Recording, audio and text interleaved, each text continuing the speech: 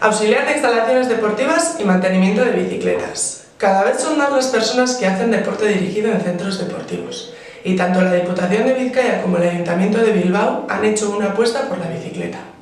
En este curso, por una parte, a través del certificado de profesionalidad de auxiliar de instalaciones deportivas, estarás preparado para trabajar en labores de control de accesos, información y ayuda a usuarios y usuarias, archivo, acompañamiento y asistencia a la organización y desarrollo de actividades de fitness y centros deportivos.